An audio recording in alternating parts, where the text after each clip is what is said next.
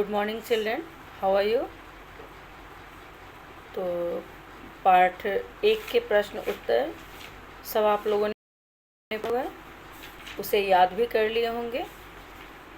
ठीक है, आज मैं आप लोगों को पार्ट 2 रानी चींटी के बारे में पढ़ाने जा रही हूँ।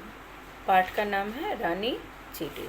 ठीक है, इसमें पाठ का जो पात्र है उसमें है शेर है, ठीक है, हाथी है और चींटियाँ हैं। एक जंगल था, उस जंगल में एक घमंडी शेर रहता था। शेर घमंडी स्वभाव का होता है क्योंकि वो जंगल का राजा होता है, उसे अपने ऊपर काफ़ी घमंड होता है। तो जंगल था, जंगल में कौन रहता था? एक घमंडी शेर रहता था। शेर को अपने बल पर बहुत घमंड था। बल का मतलब होता है ताकत। शेर को अपने बल पर बहुत घमंड था। वह सभी को अपने से छोटा समझता था, अपने सामने किसी और को कुछ नहीं समझता था। ठीक है, जो अपने आप का जो अपने बल और ताकत का जो इसका घमंड था बहुत ज़्यादा था, तो उस बल और ताकत के सामने वो किसी को कुछ भी नहीं समझता था। एक दिन उसने घोषणा करवाई कि सभी शेर महाराज को प्रणाम करने आए। सभी शेर महाराज को प्रणाम करने आए। एक दिन की बात है, उसने एक घोषणा करवा दी, मतलब चारों तरफ यह घोषणा करवाई कि हम सबसे ताकतवर हैं, तो मुझे सभी प्रणाम करने आए। शेर महाराज को सभी प्रणाम करने आए। अगले दिन क्या होता है, एक एक करके सभी जानवर शेर महाराज को प्रणाम करने आए। उसकी घोषणा के अनुसार अगले दिन एक एक करके सभी जानवर उसे प्रणाम करने के लिए। ठीक है, शेर ने इधर उधर देखा और बोला, अरे चींटियाँ नहीं आई अभी तक। शेर ने इधर उधर देखा, सब उसे प्रणाम करने आए थे, सब उसका अभिवादन करने आए थे। उसने देखा कि चींटियाँ नहीं आई थी, तो उसने चींटियों को खोजा कि अरे अभी तक चींटियाँ नहीं आई। खरगोश अपनी आदत के अनुसार बोला, महाराज वे तो हमेशा देर से ही आती है। खरगोश उसे अपने चाल पर बड़ा घमंड था, तो अपने आदत के अनुसार उसने बोला, महाराज आप जानते ही हैं कि चींटियाँ बहुत धीरे चलती हैं, बहुत उसकी चाल जो है, उसकी जो चाल धीमी है, बहुत धीरे चलती है, तो वो बस आती ही होंगी। वहाँ पर लोमड़ी बोली, जल्दी पहुँचना उनके बस की बात नहीं। खरगोश की बात पर लोमड़ी क्या बोली कि जल्दी पहुँचना, कहीं भी जल्दी आना उनके वश की बात नहीं है। लोमड़ी बहुत चालाक होती है, तो उसने बोला कि ये कहीं भी जल्दी आना उनके वश में नहीं है। शेर लाल पीला, हाँ, इस बात पर सभी जानवर खूब हंसे। लोमड़ी की बात पर सभी जानवर खूब हंसने लगे, ज़ोर ज़ोर से हंसने लगे। शेर लाल पीला हो गया, तब तक रानी चींटी अपनी सेना के साथ वहाँ आ गई। लाल पीला हो गया मतलब गुस्सा हो गया, बहुत ज़्यादा क्रोधित होना। लाल पीला होना मतलब बहुत क्रोधित होना। इस बात पर शेर जैसे ही लाल पीला होने लगा, रानी चींटी अब अपनी सभी साथी चींटियों को लेकर, अपनी सेना लेकर वहाँ पर पहुँच गए। ठीक है, शेर बोला, कभी तो समय से आया करो, हमेशा देर, हर जगह हमेशा देर से ही आती हो। इस बात पर शेर ने रानी चींटी को बोला, कभी तो समय पर आया करो, कहीं भी जाती हो तो हमेशा तुम्हें देर ही लगती है, विलम्ब से जाती हो। समय से आया करो, समय पर आने की आदत डालो। ठीक है, देर मत किया करो। रानी चींटी बोली, महाराज रास्ते में बारिश का पानी भरा हुआ था, इसलिए हमें आने में थोड़ी सी देर हो गई। इस बात पर रानी चींटी बोली शेर को, महाराज रास्ते में बारिश हुई थी, तो रास्ते में जगह जगह पानी भरे हुए थे, तो इसीलिए हमें आने में बहुत कठिनाई हुई, आने की जगह नहीं मिल रही थी, इसलिए हमें आने में यहाँ पे देर हो गई, विलम्ब हो गया। अब शेर का गुस्सा और बढ़ गया।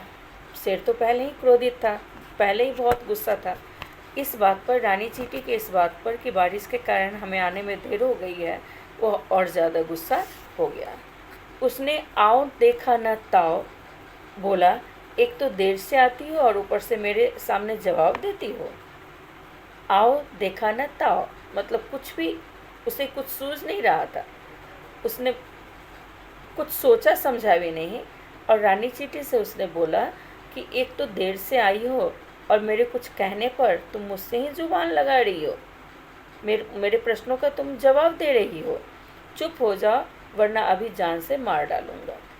रानी चींटी को कहा उसने कि मुझे जवाब मत दो, चुप हो जाओ वरना नहीं तो अभी मैं तुम्हें जान से मार डालूंगा, मतलब तुम्हारा खात्मा कर दूंगा। ठीक है।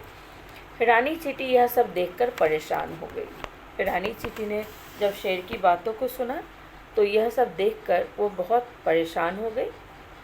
ठीक है। वह सोचने लगी कि क्या करें। वह सोचने लगी कि एक तो हम इतनी मेहनत से अपनी सेनाओं को लेकर यहाँ पहुँचे हैं, ऊपर से हमें डांट भी मिल रही है, कुछ कहने पर उल्टा हमें धमकाया जा रहा है, तो अब हम करें क्या। उसे कुछ समझ में नहीं आ रहा था। तभी उसे एक उपाय सूझा। उपाय का मतलब होता है तरकीब। एक बात उसके दिमाग में आई रानी चींटी के, उसे एक उपाय सूझा। वह तुरंत अपने मित्र कन खजूरे के पास गई और धीरे से उसके कान में जाकर कुछ कहा। वहाँ पर रानी चींटी के का मित्र था कन खजूरा, तो कन खजूरे के पास गई और उसके कान में उसने फुसफुसा कर उसे कुछ कहा। ठीक है ना। दोनों ने एक योजना बनाई और मंद मंद मुस्कुराने लगे। योजना का मतलब होता है कोई काम करना। जब कोई काम करना हो उससे पहले उस कार्यविधि का जो रूपरेखा तैयार करते हैं उसे हम योजना कहते हैं। तो एक तरकीब उसे जो सूझी थी तो एक उस पर एक योजना बनाई और धीरे धीरे मंद मंद मुस्कुराने लगे, मतलब धीरे धीरे दोनों मुस्कुराने लगे। कौन? कन खजूरा और रानी चींटी। उधर शेर भोजन करके विश्राम करने लगा। विश्राम करने का मतलब होता है आराम करना। शेर क्या किया, भोजन उसका पूरा हो गया था, खाना खा लिया था, तो भोजन करके थोड़ी देर विश्राम करने लगा। कुछ ही देर में उसे नींद आ गई। जैसे ही खाना खाकर वो आराम करने गया, थोड़ी देर में ही उसे नींद आ गई। फिर देखिए क्या होता है, कन खजूरा चुपके से उसके कान में घुस गया। जैसी योजना थी दोनों की, उस योजना के अनुसार कन खजूरा धीरे से शेर के कान में घुस गया। उसने शेर के कान में जोर से काटा।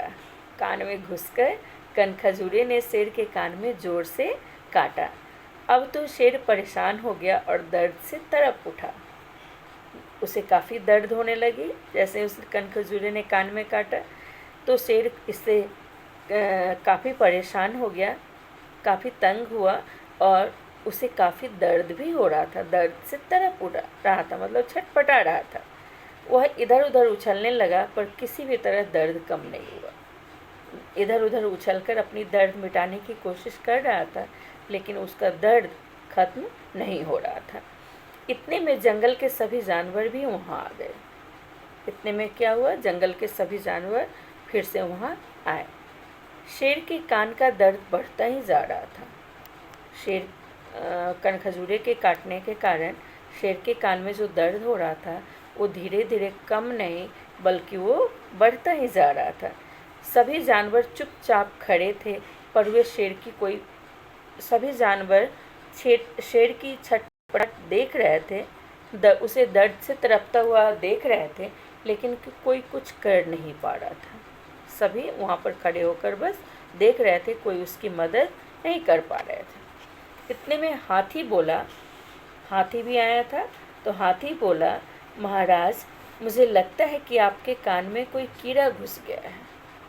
इस बात पर हाथी बोला कि शेर महाराज मुझे लगता है आपके कान में कोई कीड़ा घुस गया है, जिसके कारण आपको ना कष्ट हो रहा है।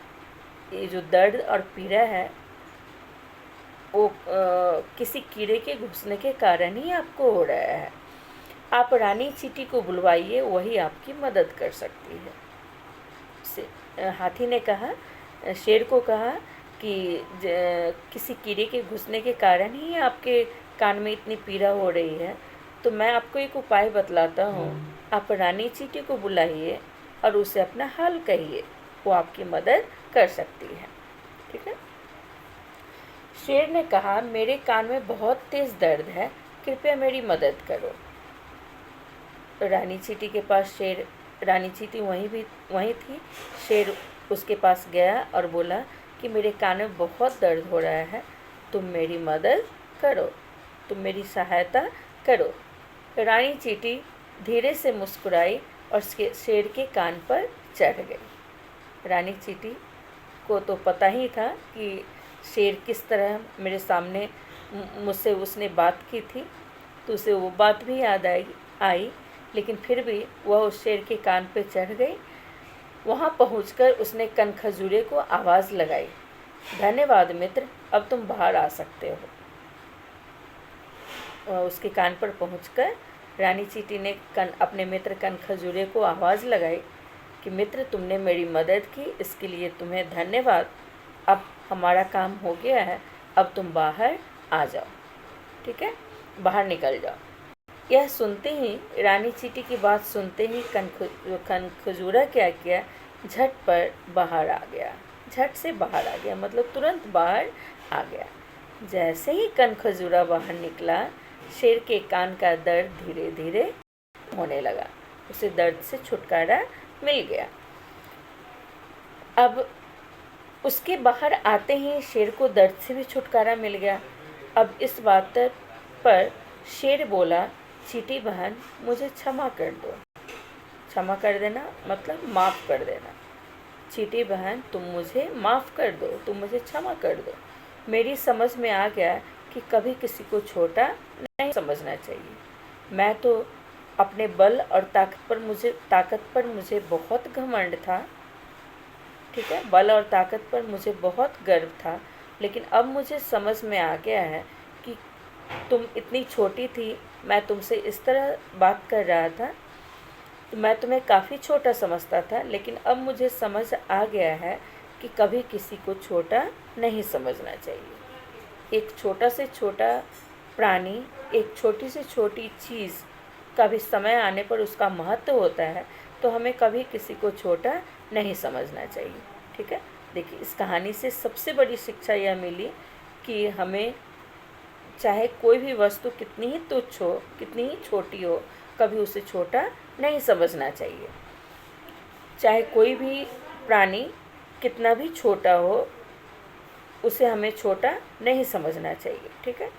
यह देखकर रानी चींटी मुस्कुराती हुई वहाँ से चली गई। रानी चींटी शेर की बात सुनकर वहाँ से हंसती हुई मुस्कुराती हुई चली गई। इस प्रकार नन्हे से कनखजूरे और चींटी ने शेर का घमंड चूर चूर कर दिया।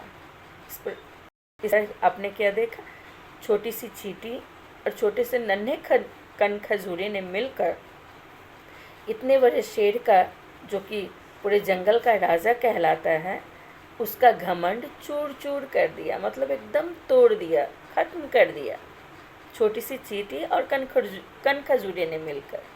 तो हमें कभी किसी को छोटा नहीं समझना चाहिए। ठीक है ना। इस कहानी से आपने सीखा, तो कहानी आप लोग समझ गए होंगे। प्रश्न उत्तर मैं व्हाट्सएप के द्वारा भेज दूंगी। सबसे पहले इस कहानी को आप अच्छी तरह से पढ़ेंगे और फिर से समझने की कोशिश करेंगे। अगर कोई शब्द समझ में नहीं आए तो उसे लिखकर आप व्हाट्सएप से ही भेजेंगे, उसका अर्थ मैं आपको बताऊंगी। आप उसके बाद कहानी अच्छी तरह से पढ़ने के बाद जो शब्दार्थ दिए गए हैं उसे अपने कॉपी में लिखेंगे और उसे याद करेंगे। सबसे पहले कहानी को आप अच्छी तरह पढ़िए।